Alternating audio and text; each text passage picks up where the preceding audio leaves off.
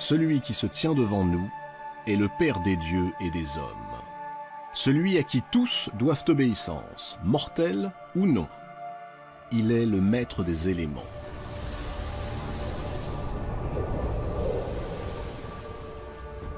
Il préside à tous les phénomènes atmosphériques, aussi bien les vents mauvais que ceux qui apportent la pluie bienfaitrice.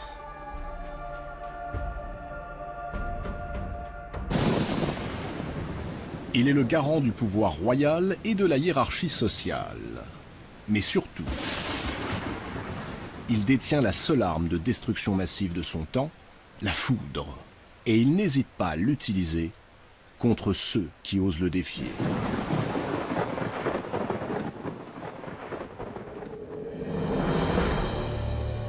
De tous les noms que portent les divinités, le sien est celui qui nous est le plus familier, Zeus.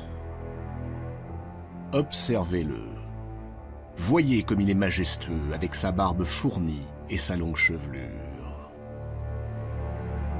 Dans une main, le sceptre en bois de cyprès, symbole de sa royauté.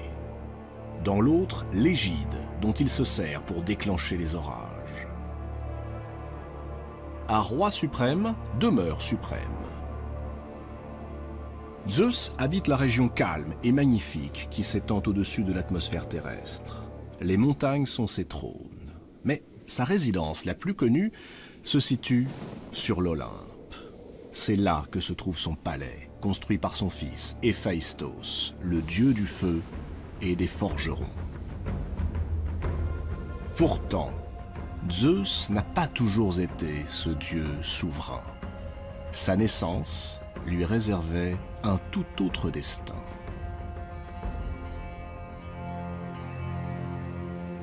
Tout a commencé dans la nuit des temps, avant le temps. Au commencement était l'obscurité, et l'obscurité enfanta le chaos, le vide plein de ténèbres. Puis naquit Gaïa, la terre, la déesse primordiale, la déesse mère. Et du ventre de Gaïa surgirent les hautes montagnes, les cimes couronnées de neige, et les grottes, et les forêts, les océans et leur écume, et les plaines, et les fleuves. Plus tard, alors que ce monde prenait forme, apparut Eros, le souffle, l'invisible qui suscite chez les êtres l'impérieux besoin de se rapprocher et de s'accoupler. Gaïa, la terre-mère, est seule. Personne ne l'aime et elle n'aime personne. D'ailleurs, qui pourrait-elle aimer à part elle-même? Rien, sinon le chaos. Alors, pour combler sa propre solitude, Gaïa décide d'enfanter Ouranos, le ciel, son parfait contraire. Le ciel et ses myriades de constellations. Et le ciel vient se poser sur Gaïa, se lever contre elle. Les voilà devenus presque un couple. Le ciel, la terre, les deux plans superposés de l'univers. Et maintenant, il serait bien que, de leur étreinte, jaillissent des êtres vivants. C'est là qu'intervient Eros.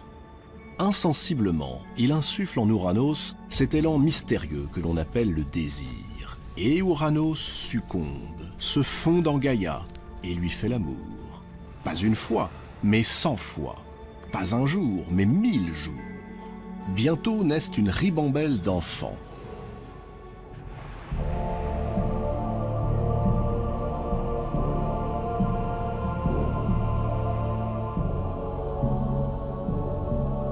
Les 12 premiers s'appelleront les Titans. 6 Titans et 6 Titanides. Ensuite, c'est au tour des Cyclopes, appelés ainsi parce qu'ils n'ont qu'un œil au milieu du front. Puis viennent les Hécatonchires, dont le nom signifie ceux qui ont 100 bras. D'ailleurs, ils n'ont pas que 100 bras, ils ont aussi 50 têtes qui crachent le feu. Enfin, Gaïa accouche des géants, des monstres d'une taille énorme et d'un aspect redoutable.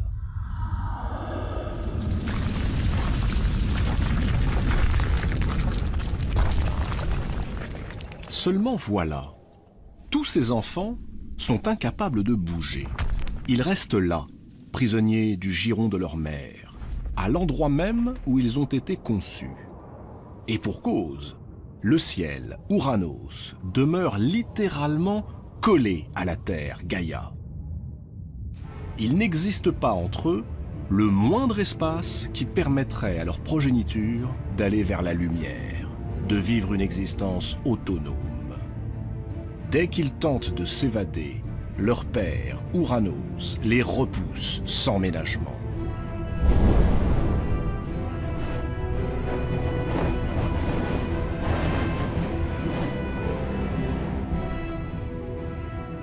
Alors, emplis de frustration, les titans se défoulent sur leur mère. Ils ruent en elle, se débattent, l'étouffent, l'oppressent. Gaïa souffre. Elle est à la fois épuisée et furieuse. La situation ne peut plus durer. Tant pis, Gaïa appelle à la révolte et ordonne à ses enfants de se retourner contre leur père.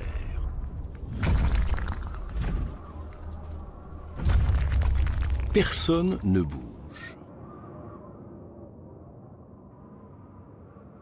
Personne, sauf le plus jeune des titans, Cronos.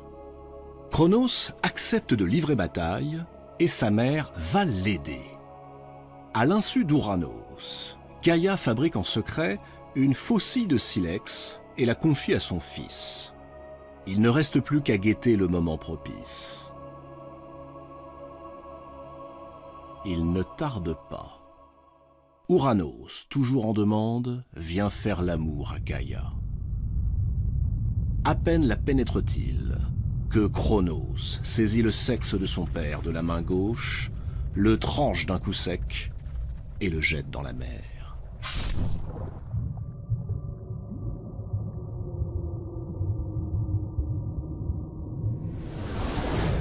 Ouranos, dévasté par la douleur, se recule, s'écarte violemment de Gaïa.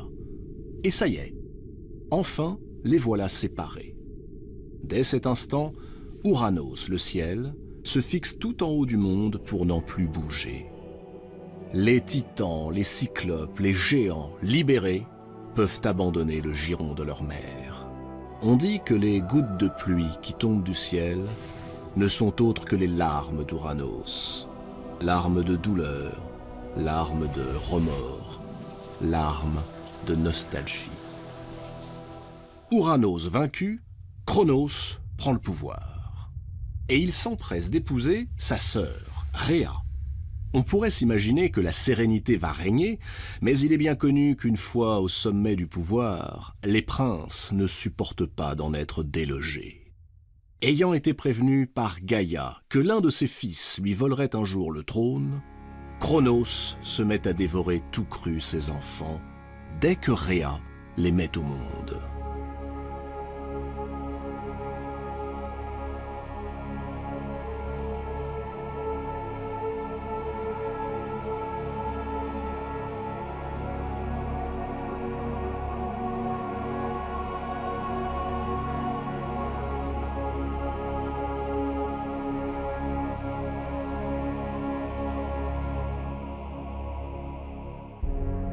Désespérée, l'infortunée déesse n'a plus d'autre choix que de tenter d'échapper à la folie meurtrière de son époux. Une nouvelle fois enceinte, elle décide de s'enfuir. Elle fait bien, car l'enfant qu'elle porte n'est pas tout à fait comme les autres. Il s'agit de Zeus. Il est hors de question qu'il soit assassiné. Rhea fuit donc. Elle arrive sur une île, la Crète, où elle accouche dans le plus grand secret. Après avoir confié l'enfant à des nymphes, ces divinités qui personnifient les forces vives de la nature, elle revient auprès de Cronos. Cronos sait que Rhea était enceinte, et il attend qu'elle lui présente son dernier-né. Rhea a tout prévu. En guise de nouveau-né, Elle offre à Cronos une pierre enveloppée de l'ange. Apparemment, le glouton titan n'y voit que du feu et la dévore. Comment pourrait-il se douter que là-bas, en Crète, sur le mont Ida, un fils viendra venger sa mère, libérer ses frères, le dépouiller de ses honneurs et régner à sa place sur les immortels.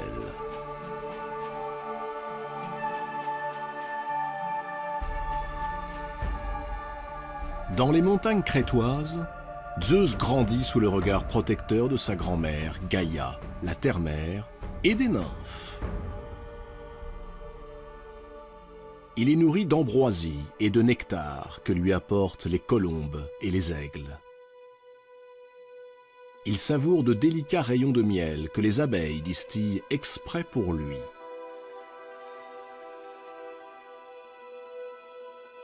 Et il boit le lait de la nymphe-chèvre Amalthée.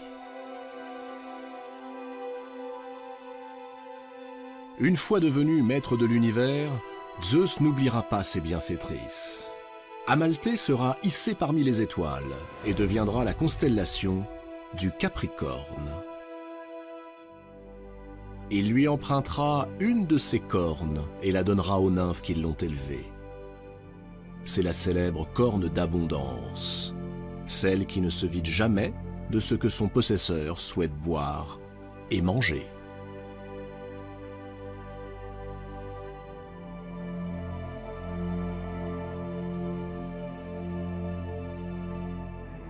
Mais pour l'heure, le danger guette.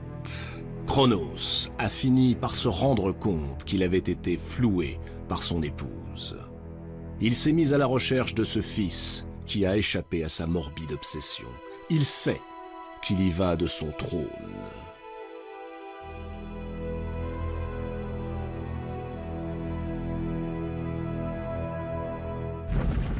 Cronos fouille, il soulève les monts et les collines, il scrute les mers, mais ne trouve rien. Et pour cause, on a caché le berceau du petit Zeus dans une caverne du mont Ida. Et devant l'entrée, de curieuses créatures ont été postées, les curettes. Qui sont-ils? De turbulents démons. Ils ont reçu l'ordre de se livrer à des danses guerrières en entrechoquant leurs lances et leurs boucliers afin de couvrir les vagissements du jeune dieu, que son père ne doit surtout pas entendre.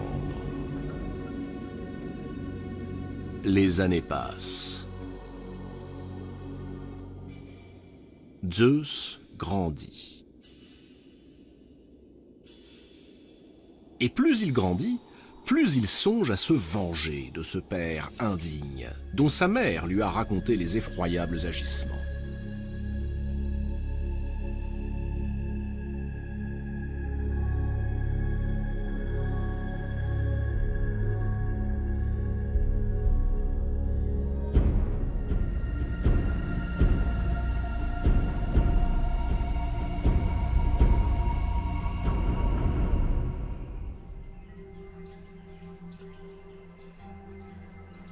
Devenu adulte, Zeus rencontre Métis, une océanide, une nymphe de la mer, la fille des titans Océan et Thétis.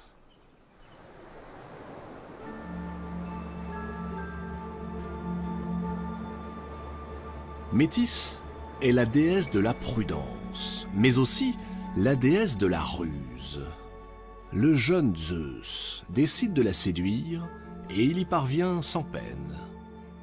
Tout naturellement, il lui confie ses origines, son désir de faire payer à son père les crimes dont il s'est rendu coupable, et son vœu de libérer ses frères et sœurs, enfermés dans la panse de Cronos. Comment s'y prendre? Métis lui suggère la solution, en faisant boire à Cronos un émétique, une drogue qui le fera vomir. Pour tromper le goût, ajoute Métis, tu le mélangeras à du miel. Excellente idée, mais où trouver pareil breuvage? Métis sourit. Pourquoi ne poses-tu pas la question à ta mère? Elle saura. Suivant le conseil de Métis, Zeus va voir Rhéa et lui expose le projet. Rhéa applaudit au stratagème. Elle compose la drogue et la confie à son fils, après l'avoir introduit à la cour de Cronos comme échanson, ce jeune garçon chargé d'offrir à boire aux dieux. Une fois devant son père, Zeus lui tend la coupe. Cronos, qui ne se doute de rien, la prend. Mais à peine a-t-il bu le breuvage qu'il commence par vomir la pierre, cette fameuse pierre emmaillotée. Puis il régurgite un à un tous les enfants que Rhéa avait mis au monde. Furieux d'avoir été dupé et bien déterminé à conserver son trône, Cronos décide de faire rendre gorge à son fils. Il rallie à lui tous les titans, ses frères et sœurs.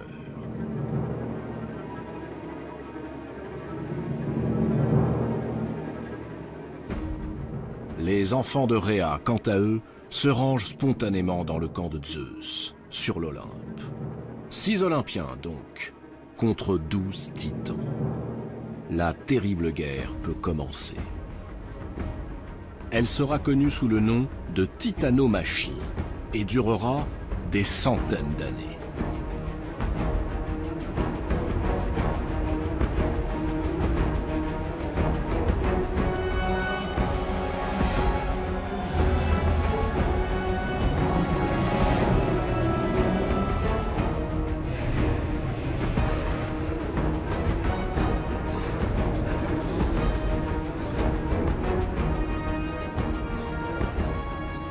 Alors que l'issue de la lutte paraît incertaine, Gaïa, cette grand-mère à la fois sombre et lumineuse, muette et parfois loquace, Gaïa explique à Zeus que pour l'emporter, il est indispensable qu'il rallie des forces qui sont de la même génération que les titans, les cyclopes.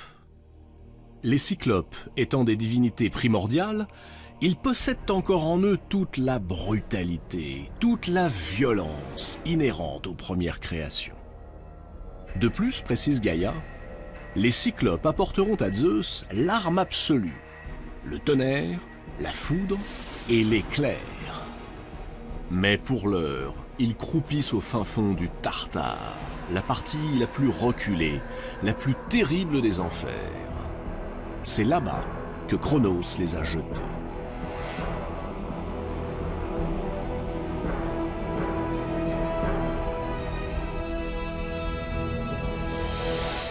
Il suffirait que Zeus les libère pour obtenir leur soutien.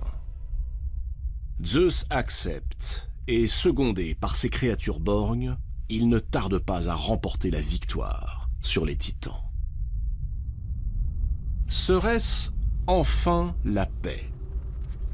Non. Car Gaïa, qui avait pourtant aidé son petit-fils à prendre le pouvoir, lui reproche à présent d'en avoir définitivement écarté ses propres enfants, les titans. Aussi lance-t-elle contre Zeus les géants, ces créatures réputées invincibles. Et une nouvelle guerre commence. Une nouvelle guerre, appelée cette fois la gigantomachie, et qui durera bien après l'arrivée des mortels sur Terre.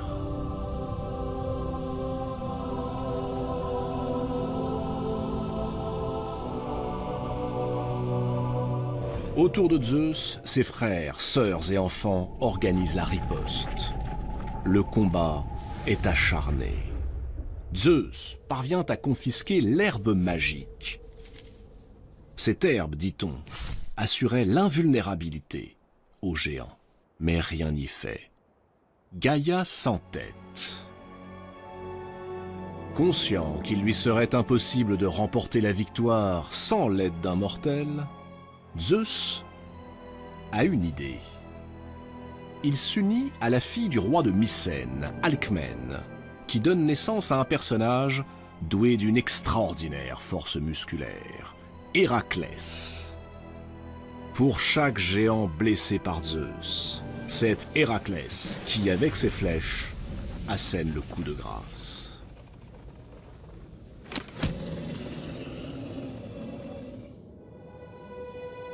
Une fois encore, Zeus l'emporte sur ses ennemis. Et comme pour laisser une trace tangible de sa victoire, Il va déposer à Delphes la grosse pierre avalée puis régurgitée par Cronos à sa place. C'est l'Omphalos, le nombril du monde, le centre de l'univers. Elle s'y trouve encore de nos jours.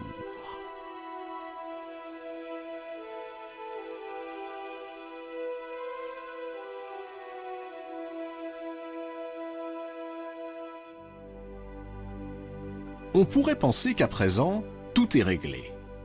Mais c'est encore loin d'être le cas. Zeus a un ultime obstacle à surmonter. Et cet obstacle, c'est peu dire qu'il est de taille. Car, pour se venger une nouvelle fois du sort réservé à ses enfants, les Titans, Gaïa s'est unie avec le Tartare, la région la plus reculée, la plus dangereuse des enfers. De cette union est née une créature monstrueuse, Typhon. Typhon est à la fois mi-homme, mi-fauve. Sa tête touche les étoiles. Ses bras, lorsqu'il les étend, atteignent à la fois l'Orient et l'Occident. Le feu brille dans ses yeux, alors que le bas de son corps est entouré de serpents. Comme si cette seule apparence ne suffisait pas à tétaniser ses ennemis, Typhon se déplace en poussant des cris terrifiants, semblables à la fois au beuglement du taureau et au rugissement du lion. Quand ce monstre se rue vers l'Olympe, c'est la panique. Les dieux prennent leurs jambes à leur cou et s'enfuient jusqu'en Égypte, où ils revêtent des formes animales.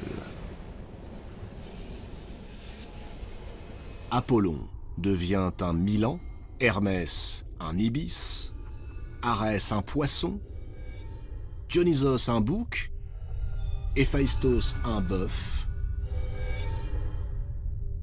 Seul Zeus résiste au monstre.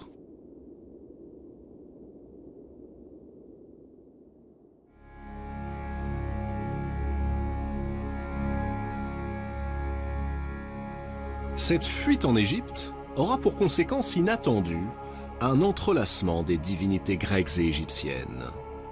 Typhon sera identifié à Seth, le frère ennemi d'Osiris. Zeus sera assimilé à Horus. Dionysos deviendra Osiris, Déméter, Isis, etc. Surprenant brassage de deux mondes que rien, a priori, n'aurait dû rapprocher. Mais revenons au combat que livre notre héros, Zeus, contre Typhon. Il fut bref et sans appel.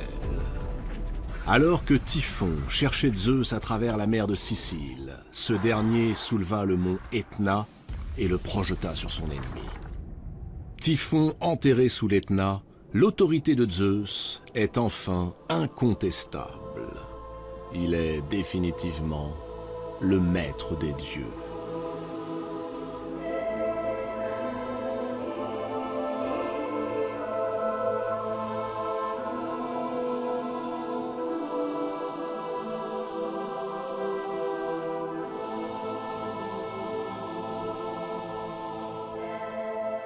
Maintenant, l'heure est venue de partager l'univers. Zeus s'octroie le pouvoir suprême et choisit pour résidence le royaume du ciel. Poséidon, son frère aîné, est promu maître des mers.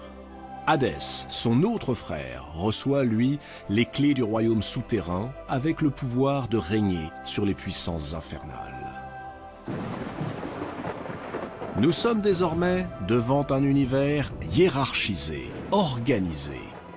À son sommet règne l'ordonnateur du monde issu du chaos. Tout ce qu'il y avait dans le ciel a été chassé, soit enfermé dans le Tartare, soit expédié sur terre chez les mortels. Un Dieu tout-puissant est né. Mais ce Dieu n'impose aucun dogme, il n'a besoin d'aucun clergé. Zeus, qui va désormais gouverner le monde, doit assumer une lourde tâche, instaurer l'ordre, mais aussi se garder du despotisme.